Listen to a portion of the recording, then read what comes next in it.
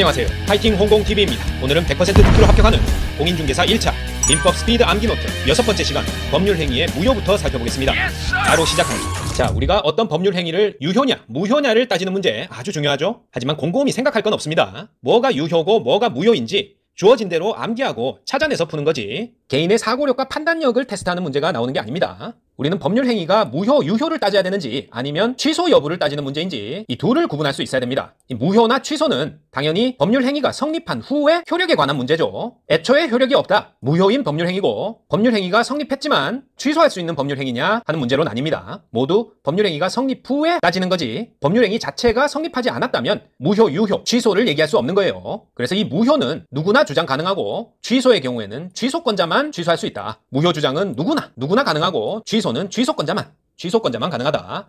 그래서 무효는 처음부터 무효가 되고요. 취소는 취소해야 효력이 없어지는 겁니다. 취소하기 전에는 효력이 있다가 취소 후에 효력이 없어지는 게 취소. 무효는 애초에 법률 행위가 효력을 가지지 못하는 게 무효다. 또한 무효인 행위에 대해서는 취소 사유가 있을 경우 취소도 가능합니다. 무효 행위도 취소 가능하다. 이렇게 알아두십니다. 그래서 중요한 것은 이 무효가 되는 사유인데요. 요게 시험에 잘 나온다. 원시적 불능이다, 전부 불능이다. 원시적 불능, 전부 불능일 때는 계약 전부가 무효가 되고요. 무권 대리인의 행위는 본인에게 무효다. 앞에서 배웠죠? 무권 대리 행위는 본인에게 무효지 대리인에게는 영향을 미치지 않습니다. 반사회 질서, 불공정한 법률행위, 불법 조건부 법률행위다. 싹 다 무효죠? 반사회 질서 무효, 불공정한 법률행위, 불법 조건부 법률행위 모두 무효 사유고, 기성 조건의 해제 조건 법률행위다 혹은 불능 조건의 정지 조건 법률행위다. 요것도 전부 무효 사유인데요. 자, 말이 어렵죠? 기성이란 이미 성취된 조건을 얘기하고요. 이미 성취된 조건이 해제 조건. 해제 조건은 어떤 조건이 성취되고 나면 그 이후부터 효력을 잃는 조건을 말하고요. 예를 들어서 네가 취직하면 생활비를 끊는다, 이런 조건인데 이게 이미 취직을 한 상태에서 제시한 해제 조건이라면 조건 자체가 무효인 사유가 된다. 그 다음에 이미 불능인 경우에 정지 조건이다. 정지 조건이라는 것은 현재는 정지돼 있지만 어떤 조건이 성취되면 그때부터 효력이 발생하는 그런 조건인데 그 조건 자체가 불가능한 조건이다. 예를 들어서 밤하늘에 별을 따주면 너와 결혼할게. 별을 따오는 게 불가능하죠? 그런 조건을 정지 조건으로 했다면 그건 애초에 불가능한 조건이기 때문에 무효가 된다. 그런 얘기입니다. 해제 조건은 현재는 효력이 있다가 조건이 성취되면 효력이 없어지는 거고요. 정지 조건은 현재 효력이 없다가 조건이 성취되면 효력이 생기는 건데, 자, 말이 어려우니까 그냥 외웁니다. 기성의 해제 조건이니까 기해, 무효다, 무 해서 기해무. 불능의 정지 조건, 불정, 무효니까 무 해서 불정무다. 기해무, 불정무. 기해불정은 무효입니다. 기해불정 무효다.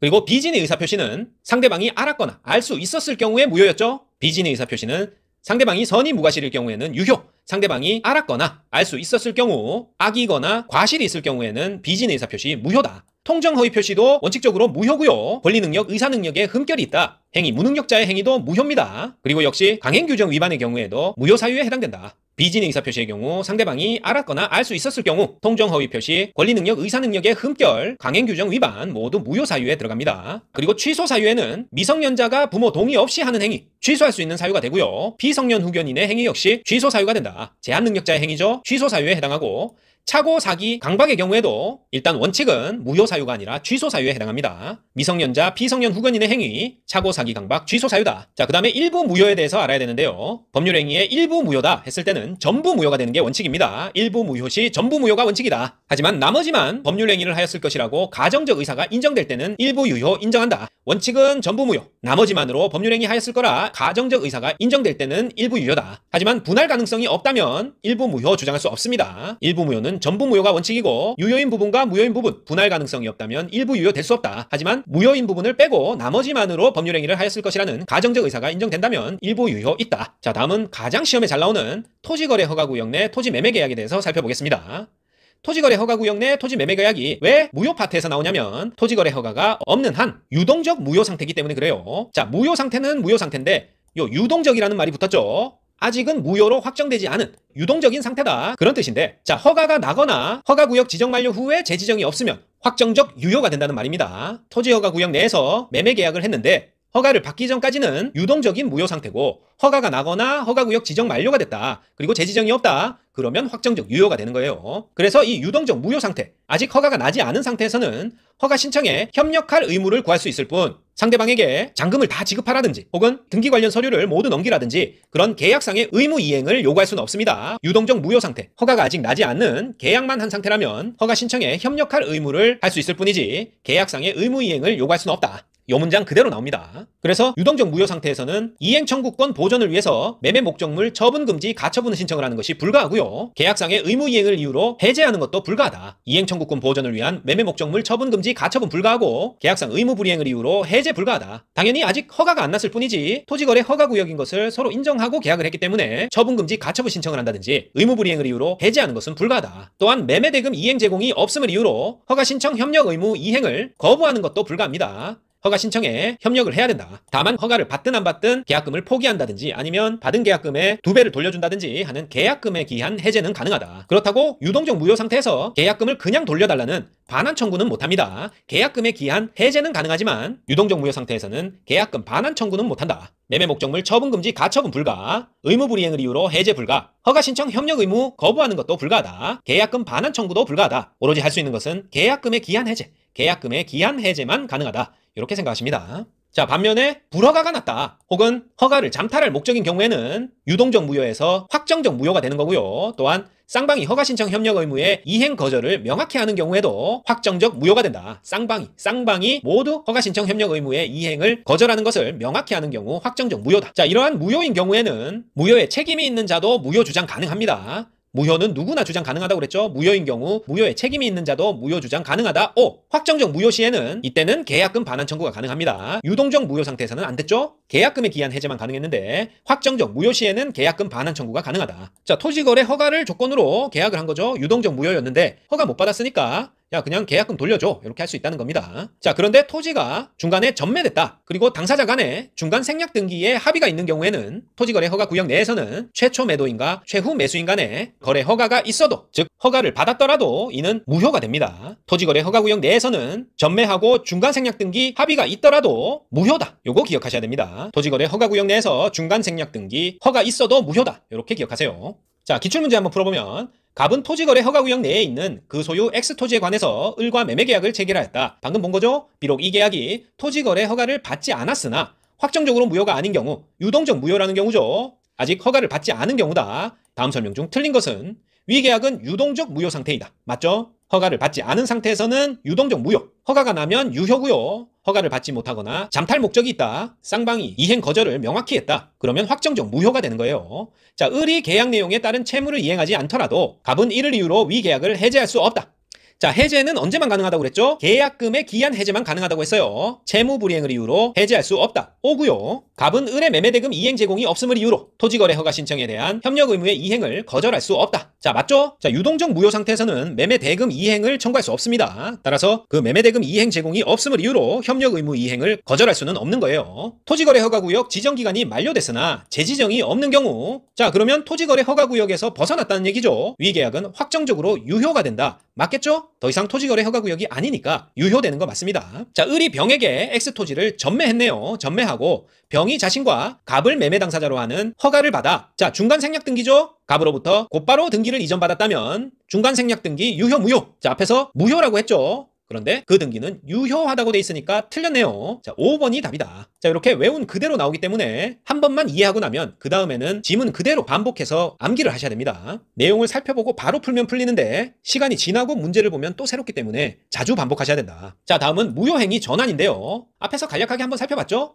무효행위 전환은 어떤 행위가 무효가 됐을 때 이 행위가 무효라는 것을 알았다면 다른 법률 행위를 의혹하였으리라 하는 이 전환 의사가 인정되는 경우 그 행위를 다른 법률 행위로 전환해서 유효로 인정해주는 게 무효행위의 전환입니다. 그래서 이 다른 법률 행위의 요건을 갖추고 있어야 그 무효행위가 전환 의사가 인정됐을 때 다른 법률 행위로 전환돼서 유효가 될 수 있다. 그래서 불공정한 법률 행위의 경우에도 무효행위의 전환 규정이 적용될 수 있습니다. 무효행위의 전환은 불공정한 법률 행위에 적용 가능하고 단독행위에도 적용 가능하다. 무효행위의 전환, 불공정한 법률 행위, 단독행위에 적용 가능하다. 요거 꼭 알아두십니다. 그리고 무효행위의 추인인데요. 자, 추인은 추후에 인정하는 거죠. 추후에 유효로 인정하는 건데 불완전한 법률 행위로 무효인 법률 행위를 사후에 유효한 것으로 확정시키겠다는 표시를 추인이라고 합니다. 하지만 이 무효인 법률 행위를 단순히 추인한다고 해서 바로 유효가 되는 게 아니고요. 단순히 추인하면 무효지만 무효임을 알고 추인하면 새로운 법률 행위로 유효가 되는 거예요. 무효인 법률 행위 단순 추인은 여전히 무효고 무효임을 알고 추인하면 새로운 법률 행위로 유효가 된다. 자, 이 무효행위의 추인에서 그럼 어떤 걸로 무효가 됐는지 그 무효 원인에는 원칙적으로 제한이 없습니다. 어떤 일로 인해서 무효가 됐는지 그 원인은 불문하고 무효임을 알고 추인을 하게 되면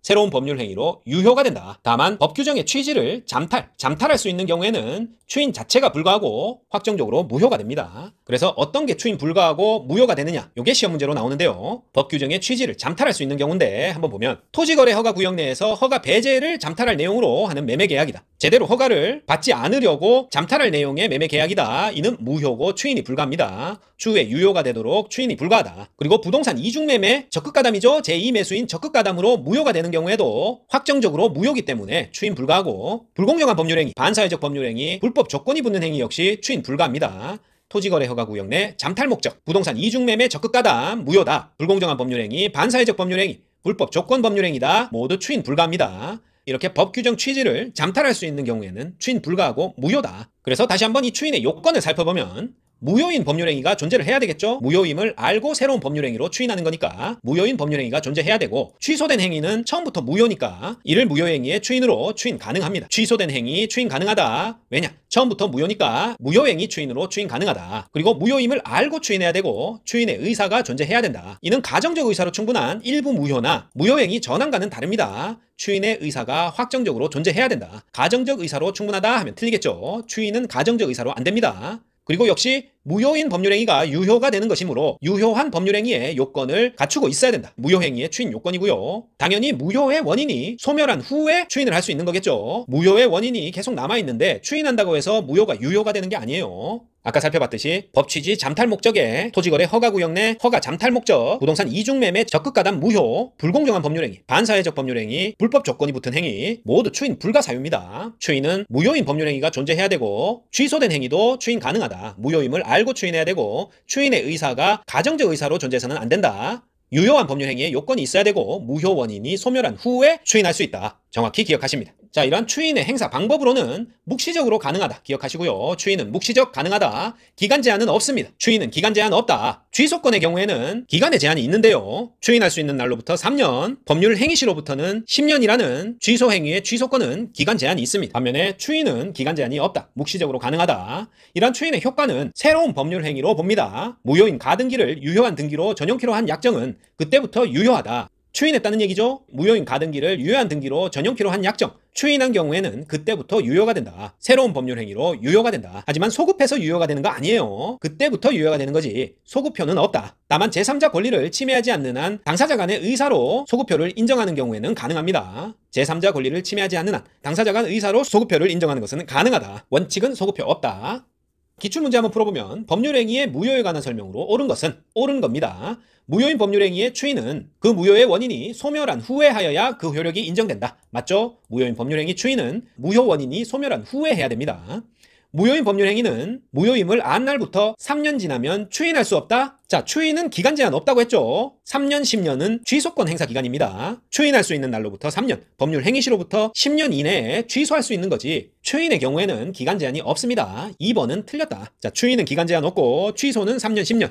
헷갈리면 안 됩니다. 법률행위의 일부분이 무효. 자, 일부 무효네요. 일부 무효일 때는 그 나머지 부분의 유효성을 판단함에 있어서 나머지 부분을 유효로 하려는 당사자의 가정적 의사는 고려되지 않는다? 틀렸죠. 자, 일부 무효 법리에서는 가정적 의사 고려됩니다. 일부 무효인 경우 전부 무효가 원칙이지만 나머지만으로 법률행위를 하였으리라 하는 가정적 의사가 있을 때는 일부 유효가 인정된다. 3번은 틀린 지문이고, 무효인 법률행위의 추인, 묵시적 추인으로 할 수 있단데 없다 돼 있네요. 틀렸고, 법률행위 추인, 묵시적 방법으로 언제든지 가능하다. 기간 제한 없다. 그리고 강행법규 위반으로 무효인 법률행위를 추인한 때는, 자, 강행법규 위반 추인했다? 자, 강행법규 위반으로 무효인 법률행위 추인할 수 없는 사유죠. 불공정한 법률행위, 반사회적 법률행위, 불법 조건이 붙은 행위, 부동산 이중매매 적극가담, 토지거래 허가구역 내 허가 배제나 잠탈 모두 추인 불가하고 처음부터 확정적 무효인 그런 예들이 되겠습니다. 5번도 틀렸다. 정답은 1번이네요. 자, 다음은 무권리자의 처분행위 한번 살펴봅시다. 요건 아무런 권한이 없는 옆집 아저씨가 우리 집을 자기 것인 양 팔아서 등기를 했다. 황당하죠? 이런 무권리자의 처분행위를 말합니다. 원칙적으로 당연히 무효가 되겠죠. 그런데 집주인인 우리 아버지가 알고 봤더니 옆집 아저씨랑 절친한 사이였고 그 아저씨한테 100억을 빌려서 사업을 하다가 우리 아버지가 다 말아먹었다. 뭐 그런 사연이 있어서 결국에는 권리자인 아버지가 추인을 한 경우 이 경우에는 소급해서 유효가 됩니다. 자, 무권리자의 처분행위는 추인하면 계약 시부터 소급해서 유효가 되는데, 자, 앞에서 봤던 무효행위의 추인의 경우에 그때부터 새로운 법률 행위로 유효가 되는 거였죠. 그것보다는 오히려 이 무권대리에서 나왔던 추인과 유사합니다. 그래서 무권대리 추인의 효과를 유추해서 적용한다. 그래서 보기에 무효행위의 추인을 적용한다 하면 틀리고, 무권대리 행위의 추인과 유사해서 무권대리 추인의 효과를 유추 적용한다. 이렇게 나오면 맞는 지문이 되겠어요. 무권리자의 처분행위, 소급 유효다 기억하십니다. 자, 그래서 이러한 무권리자의 처분행위에 있어서의 추인은 그 무권리자가 처분을 한다는 것을 알고 있어야 되겠죠. 뭐 명시적으로 알리지 않더라도 묵시적으로도 추인 가능하고, 추인의 의사표시는 무권리자나 상대방 누구에게 해도 무방하다. 그리고 이렇게 추인을 했더라도 이 권리자는 무권리자에게 부당이득 반환 청구가 가능하기 때문에, 옆집 아저씨가 우리 집을 팔았는데 엄청 가격을 잘 받았다. 그러면 이 계약 자체를 무효로 할 것이 아니라 추인을 한 다음에 부당이득 반환 청구를 해서 매매 대금을 받아낼 수도 있다. 자, 문제 풀어보겠습니다. 자, 갑은 을의 모친으로서 X토지의 소유자다. 권한이 없는 을이, 자, 아들이지만 권한이 없어요. 병은행과 공모하여 대출계약서와 X토지에 대한 근저당권 설정계약서를 엄마인 갑 명의로 위조한 다음 X토지의 요 은행 병 앞으로 근저당권 설정 등기를 하고 1억 원을 대출받았다. 이에 대한 설명으로 틀린 것은, 자, 요게 무권리자의 처분행위라는 것을 알 수 있어야 됩니다. 권한 없는 을이 근저당 설정 받은 거죠. 은행과 짜고 X토지를 담보로 제공하고 대출을 받은 케이스죠. 자, 이 경우에 갑과 병 사이, 엄마와 은행 사이의 대출 계약은 당연히 무효겠죠. 을은 무권리자이기 때문에 자기 명의가 아니라 갑 명의로 대출 계약을 할 수 있는 권한은 없어요. 무권리자의 행위로 모두 무효입니다. 당연히 병 명의의 근저당권 설정 등기 역시 무효다. 맞고요. 갑은 병에게 소유권에 기한 방해 배제를 청구할 수 있다. 자, 근저당권 설정 등기, 매매 계약 모두 무효이기 때문에 이런 경우에 소유권자인 갑은 병에게 소유권에 기한 방해 배제로 그 등기에 말소를 청구할 수 있습니다. 요거는 소유권 할 때 자세히 설명드리기로 하고, 상식적으로 소유권자 갑은 매매계약, 근저당권 설정 등기 모두 무효이기 때문에 소유권에 기한 방해 배제 청구할 수 있다. 그리고 갑이 을의 처분행위를 추인하면 원칙적으로 그때부터 새로운 법률행위를 한 것으로 본다. 자, 무권리자의 처분행위에 대한 추인은 무효행위 추인과는 다르다고 그랬죠. 그때부터 새로운 법률행위를 한 것으로 보는 게 아니라 소급해서 소급효가 적용된다고 했습니다. 따라서 4번은 틀렸다. 소유권자인 갑이 무권리자 을의 처분행위를 추인하면 원칙적으로 소급해서 유효가 된다. 이렇게 돼야 되겠죠. 그리고 갑이 자신의 피담보 채무를 인정하고 변제한 경우 갑은 을에게 부당이득 반환을 청구할 수 있다. 자, 권리자가 추인했을 때 그로 인해 이익을 얻은 무권리자에게 부당이득 반환 청구 가능하다고 했었죠. 그래서 5번은 옳은 지문이다. 권리자가 무권리자의 처분행위를 추인하면 무권리자에게 부당이득 반환 청구할 수 있습니다. 자, 오늘은 여기까지입니다. 파이팅 홍콩TV 구독, 좋아요 부탁드리고 저는 다음 시간에 민법 총칙 마지막 시간에 다시